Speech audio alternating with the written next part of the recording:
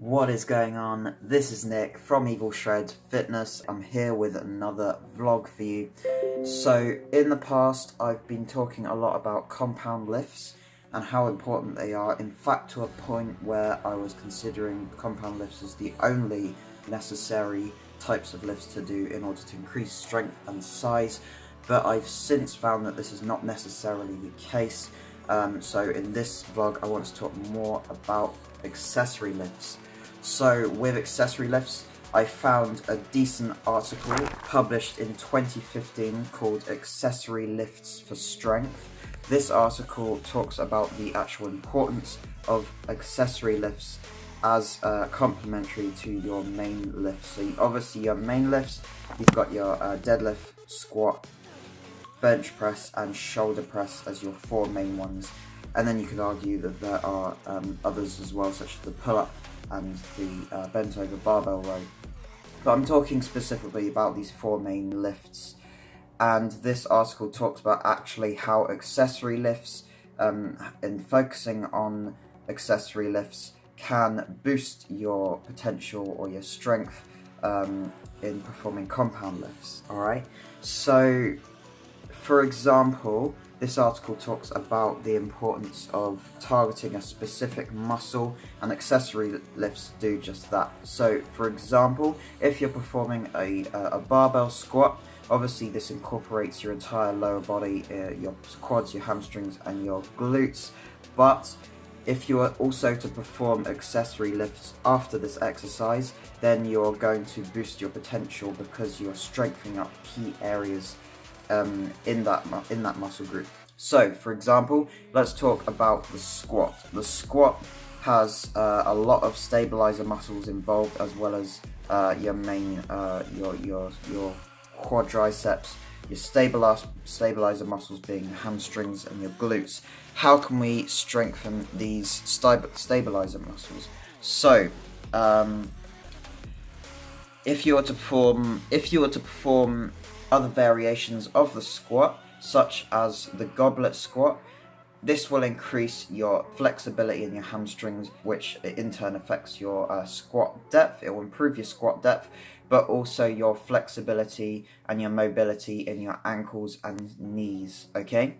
And then if you're to work on box jumps, this will increase your power, your ability to produce explosive force, and so on, okay? Then if you're to perform other accessory lifts, such as Bulgarian split squats and lunges, these will obviously improve specifically your quadriceps, depending on the type of say the lunge that you do. For example, if you do a long stance, then you're more likely to target the glutes and the hamstrings, and a short stance is likely to target the quads specifically. So this exercise, for example, will focus specifically on these muscle groups, which can complement in the long run your main compound lift, which is a squat. The same goes for your bench press. If you're to perform different variations of this bench press in your workout afterwards, such as chest fly. Chest flies are very good for specifically targeting the pectoralis muscle, and it's very good for for both stretching and contracting the muscle, which is necessary for hypertrophy. Alright, this will also increase strength in that area, so you're able to perform your main bench press with optimum strength or increased strength, as opposed to just working on the compound lift, where you don't have as much strength because you haven't specifically worked on a certain muscle or area of that muscle which can improve your performance. And then, for example, another accessory lift of the chest press would be the dumbbell pullover. These will strengthen up areas that would traditionally accompany the stabilization of the chest press exercise. Your lats, for example. So a dumbbell pullover will target both the chest and the lats as well. So in a minute I'm going to go and do a workout, specifically a lower body workout. This is going to be the first in a two-part series where I perform prominent examples used by lifters of accessory lifts. Today I'll do a lower body workout, accessory lifts. I'll perform up to 3 of them just to show you. And then in the next video, I'm going to do upper body accessory lifts. So for example, your lateral raises, your bicep curls, your overhead tricep extensions, okay?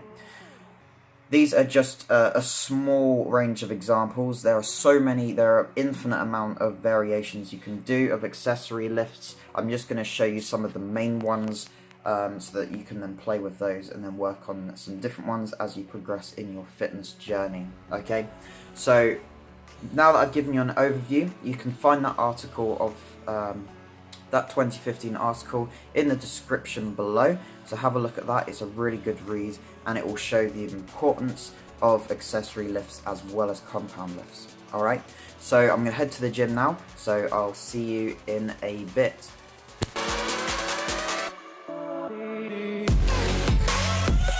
For the purposes of this video, I'm not going to be showing you the compound lift, though for your information, I did a deadlift for 4 sets of between 8 and 10 reps. So my first isolation exercise of the workout is the goblet squat, as you can see, using a 12 kilogram dumbbell. These are pretty intense because I went for higher rep ranges. I have to really push through to failure there. Our second exercise of the workout is dumbbell step-ups with 12 kilogram dumbbells, a little heavier than I'm used to. I went for slightly lower rep ranges this time, but it was still pretty intense. Finally, I moved on to Romanian deadlifts. So with this one I performed with dumbbells. I went a bit lighter than I usually do, probably could have gone heavier, but I really focused on getting that stretch at the bottom of the range of motion, okay? You can see I hold it for half a second as well. Whoa, okay, let's let's turn that speed down. This is a family-friendly vlog. So you can see, yeah, I was holding it for half of a second at the bottom of the range of motion to really get that stretch. Just got back from my workout. It's now time to eat some food. So my post-workout isn't actually supplements, it is lots of food. I ate like a hell of a lot after a workout. Let's have a look and see what we have made. If I can remember how to turn the camera around. So we have got a lot of food. Let's have a look and see what I made. So we've got pasta for my carbs, and we've got beans in there as well. We've got chicken in there somewhere, there's a little bit there. Chicken breast, which I fried in olive oil. And then I had tomatoes and chopped up red pepper as well for a little bit of vitamin C.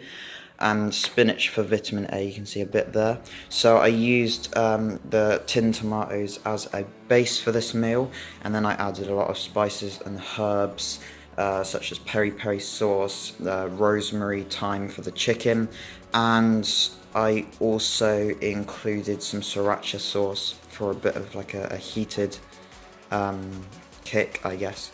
So yeah, so I've got a lot going on in there. I'm going to go eat this now because I am starving, and I'll catch you in a little bit.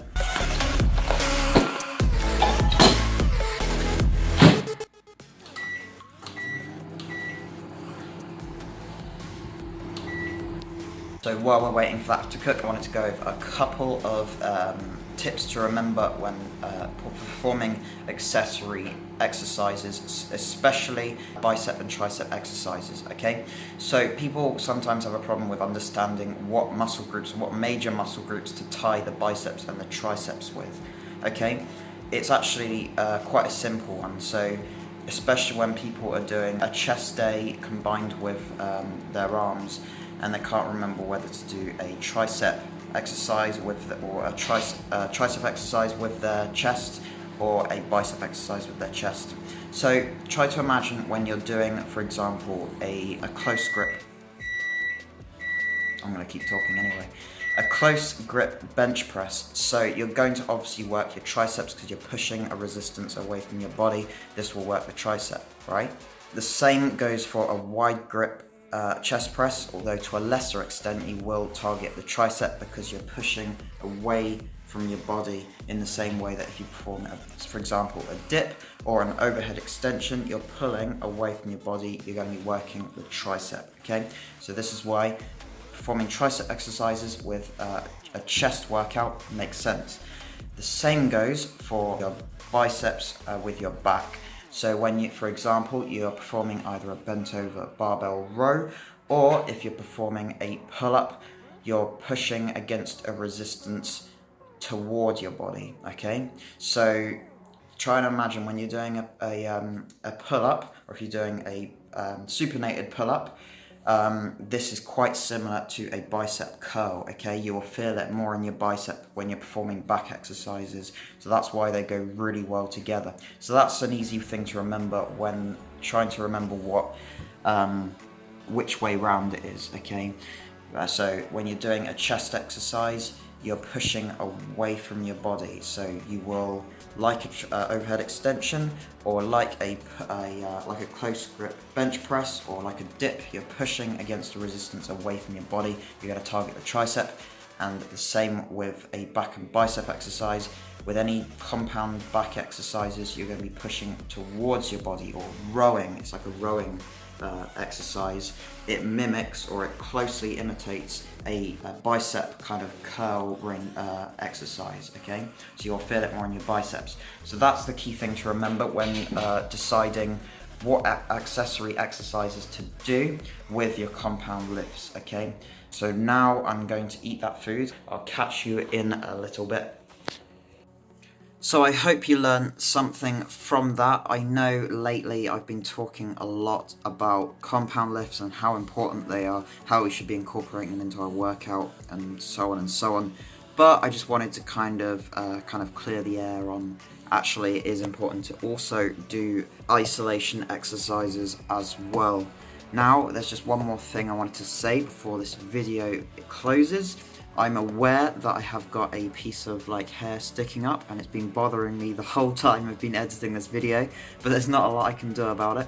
So unfortunately, I'm just going to have that piece of hair sticking up throughout the whole video.